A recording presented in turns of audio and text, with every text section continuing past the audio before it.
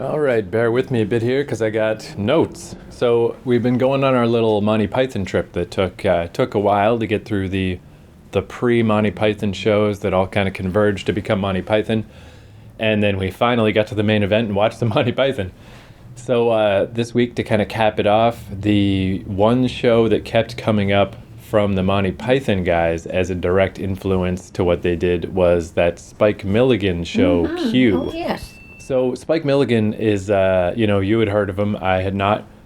Maybe the longest Wikipedia page of anyone we've talked about so far. One of the longest, crazy long. So it's like, and I don't actually know who this guy is yet. I figure what will kind of be better is we'll just watch this, and that's how I'll know who Spike Milligan is, because you could get into some serious details. This Same guy, with me. Like, he's a name that I'm familiar with, but really I can't say anything about him one way or the other. right?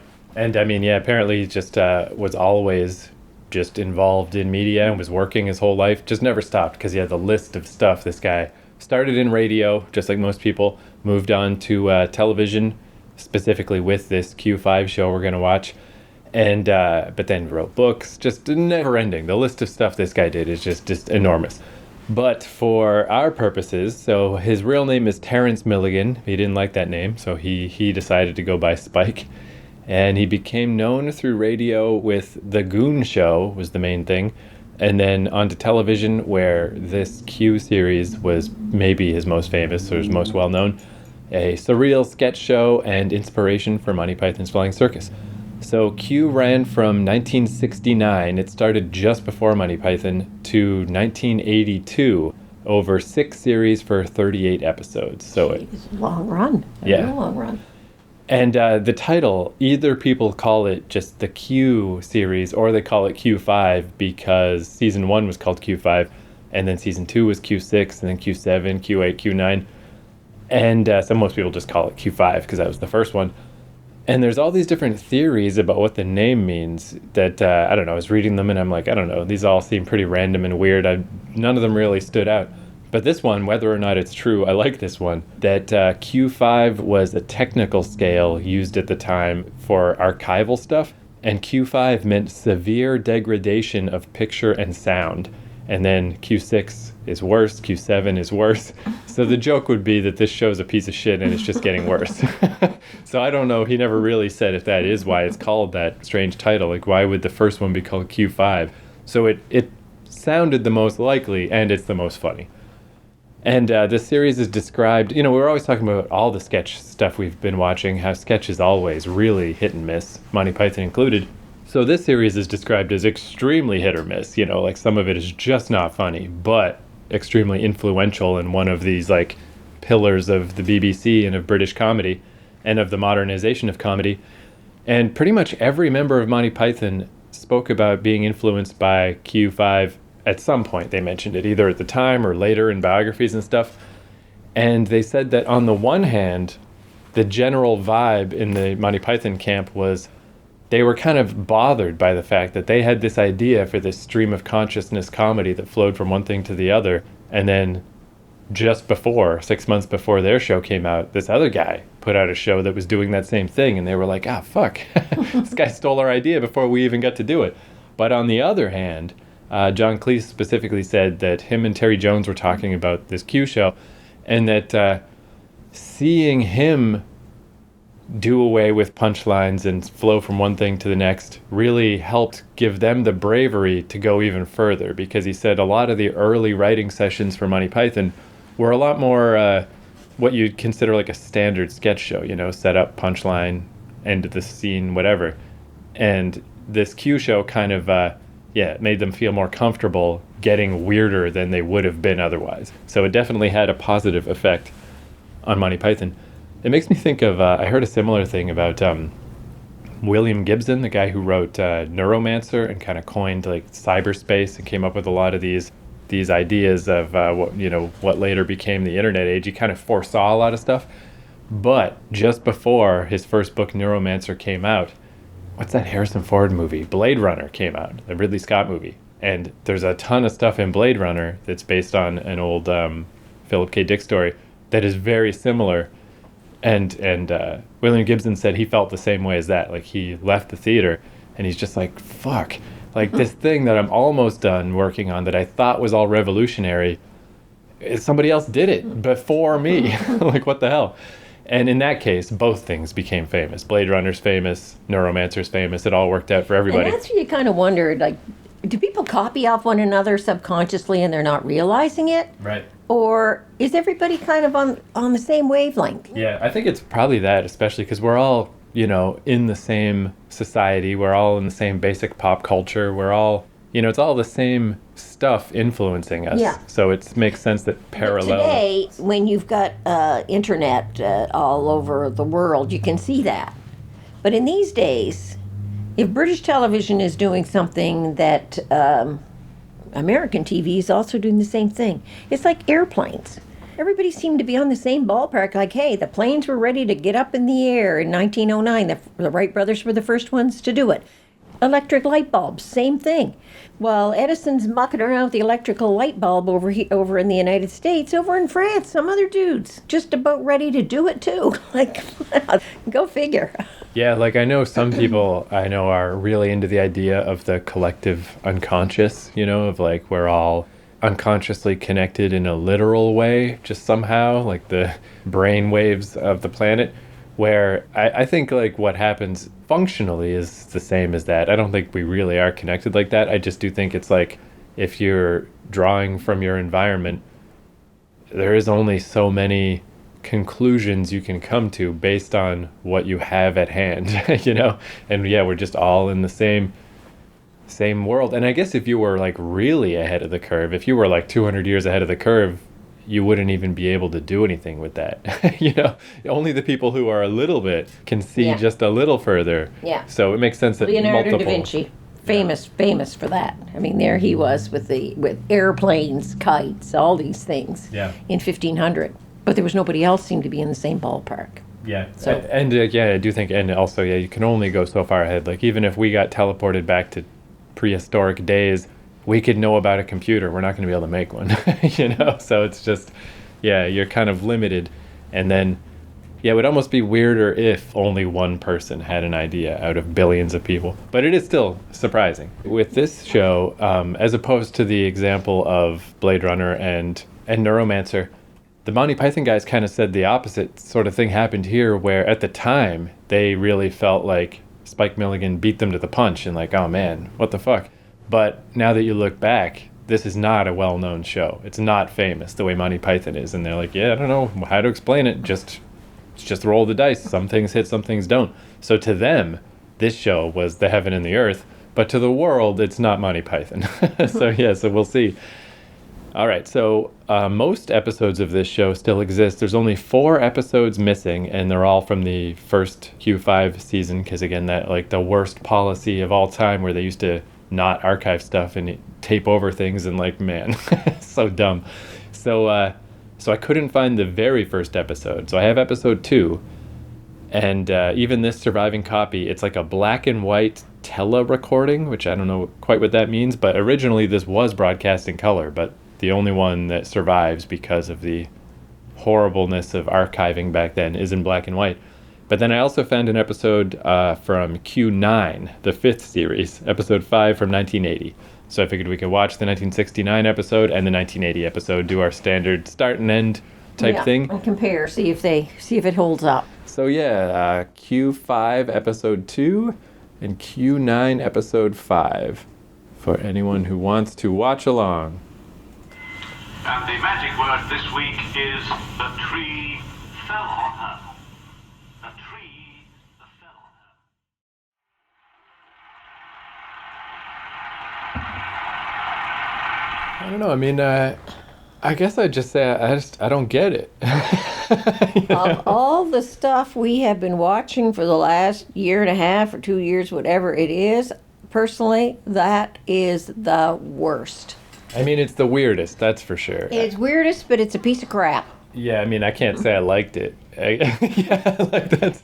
Here we are 5 years later or 6 years later, however many years after the first one, and it's worse. And you really feel like you sort of know his world, right? Like there's going to be dentures, there's going to be a Hitler mustache. Like he's got things Those that comments about Jews, you know, but oftentimes early shows you watch them and you figure, well, after they're at it for a bit, they're going to have some growth, they're going to have some direction. They had absolutely nothing. And I was sitting there watching it thinking, okay, I'm looking at it now in 2022, but if this had been 1980, 75, 80, whatever, and I was watching it then, would I have felt any differently about it? And no, I wouldn't have. It was a piece of crap. Yeah, there was much, much better stuff before and after at this point. I guess that's what I would say about like the first one we watched, the pre-Monty Python one, is if you are kind of the first guy to do these kind of weird, let's break the fourth wall, let's admit that it's a sketch, let's, make fun of the BBC and their bad budget, you're not going to hit it out of the park the first time. You're the first guy. And you're going to accept that there will be weaknesses in it, things that need to be tightened up. But by the time you're 6, 7 years down the line or whatever, you expect it to have done those things. Well, that's where I feel it like, didn't. Yeah, if we had only watched that first episode, I think we still would have not really been on board, but we probably would have been a lot kinder to it. But yeah, when you see 30 episodes down the road, yeah, it's like, okay, this is not for me. It's just a bunch of stuff that they just were throwing stuff in, and they weren't even connecting it as much as they did in the first show. Yeah, if anything, yeah, that 1980s one was even more bizarre. And I was thinking as we were watching it, like, I'm just not seeing the connection. Like, if you did just open an encyclopedia to a random page and you just put your finger on something and then pick something else and then pick something else and put them all together in a sketch, how would that be any different? Like, where is the unifying thing that makes any of this make sense? And little bloody wonder they had to put that song in the middle. That was maybe the only saving grace, and it was awful. Yeah. Well, what I find so weird is usually I love this type of stuff. Like we were talking about Monty Python, showing the cameras, and then we watched like Garth Marenghi's Dark Place, one of my favorite shows. Usually this is my thing. Like I like when you deconstruct television and you turn it inside out. But yeah, this one, it's just like it was too much of that, and it just, I don't know why, it just wasn't funny. I mean, there's like literally a guy reading the script during the sketch, and it's just like, yeah, that's too far. That's not funny. That's like, get your shit together. Yeah, just weird. And the other thing this kind of reminded me of is Saturday Night Live gives me this vibe a lot of the joke's not necessarily funny. They just are obnoxious about it. They just really push, we're telling jokes right now, like that vibe, but there is no joke. There is nothing funny happening. Yeah, but there really wasn't any jokes. Right. I mean, they throw in stupid things like the big boa constrictor coming out with somebody's leg sticking out some woman's leg where he supposedly ate it, but to what end? For what purpose? Yeah, like that's what's weird is it's stuff that I feel like I should like. Like they have this little sketch in the 1980s episode where they're at this restaurant and it's just like weird, dumb jokes and misunderstandings about. That's the other thing too. This did have a surprising number of joke punchline, and they're all shit. Of like we've reserved a table. Well, then you'll have to stand because you didn't reserve any chairs. Like, is the joke that it's not a joke? Because that doesn't work either. But anyway, in that one, halfway through, a waiter comes out and just starts slamming a giant hammer into stuff and picks a person up and throws them through the window.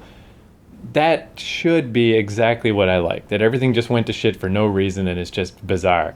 And it's still somehow not funny. Like, how did he manage to make total non sequiturs and violence not funny? It was like, when you have a dream just before you wake up, you kind of move from weird thing to weird thing to weird thing in your dream. And then when you wake up, you see, geez, I was kind of all over the place. And I was in these weird different places and people were in my dream that I hadn't thought of forever and a day. But like, it doesn't go anywhere. Right. That's what that was like. It was just like one weird little scene after another with no connection.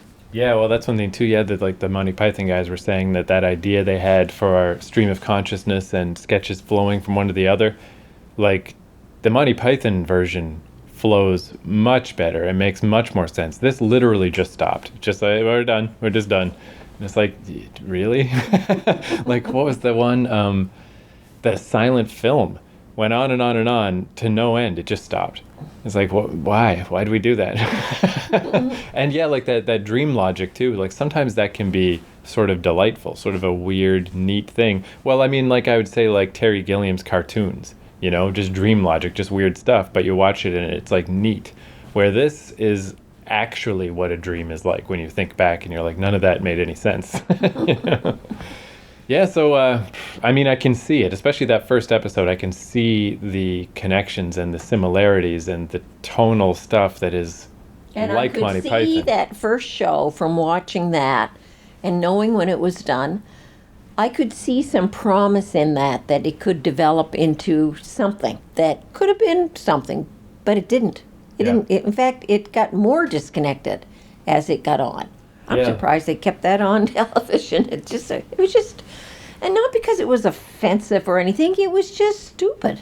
Yeah, like it is one of those things that if this is what you need for some reason, I don't know why, but if you are in the market for a truly non sequitur filled bizarre TV show, this is top dog. This is one of the weirdest shows I've ever seen. But yeah, just not funny, but also not even entertaining, really. You're not like along for the wild ride. You're just like, what is fucking going on? So yeah, I don't know. It's weird because I mean, I guess I'd say I was disappointed, but I was. I'll make no bones about it. I thought that was just dumb. I guess though what I was concerned about is that it wouldn't be as billed, you know, like when they're talking about how it stretched the boundaries and it changed comedy or it opened up doors. I was afraid, like a lot of times people, when they look back at these landmark shows, they're exaggerating. And it's actually kind of the same thing as what came before it, and it's not as radical as people say it is.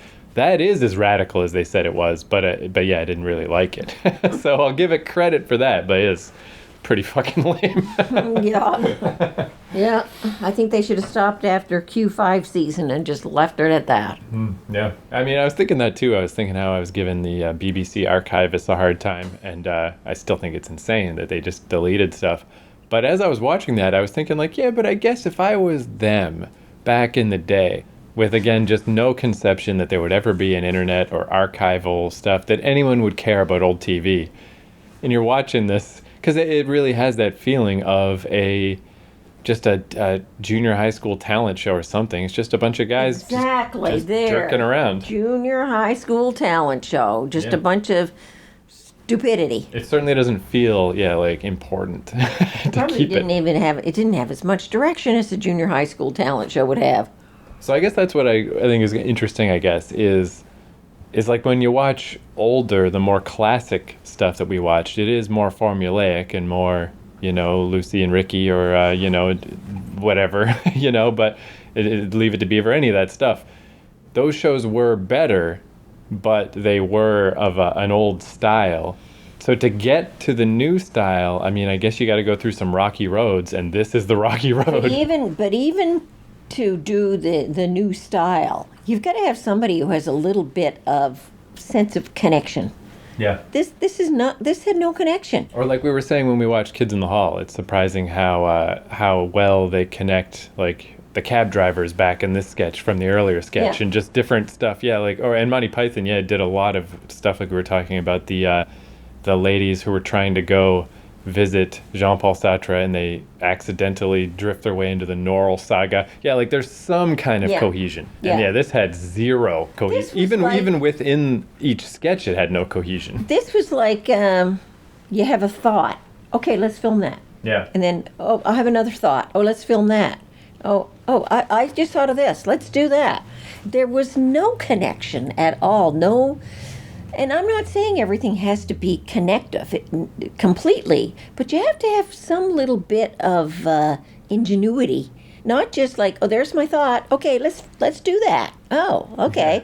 Well, how does it fit in with it? It doesn't matter. Oh, I got another thought. It's like the dark side of the subjectivity of comedy. Because, I mean, you could always say that about any joke. Like, well, why is it funny? It's like, well, I don't know. Either you find it funny or you don't. But I feel like this guy weaponized that idea. You know, if anyone's... They had a laughing track in there because, believe me, you would have no idea that you were supposed to laugh or when. You know what that just made me think of is so there's this comedian Andrew Dice Clay who he was like... Yes, know him well. Yeah. I don't know I don't know him well. I've got all his albums. But yeah, his basic shtick was, just like weird offensive comedy, like hickory dickory dock, this chick came and sat on my cock, just dumb shit like that. But he did this album once that, depending on your view of it, is either genius or the worst thing ever, called The Day the Laughter Died. And it's because he was so famous at that point that people were just laughing because he's Andrew Dice Clay. He is, yeah. So he did not just an album, a double album where he told no jokes.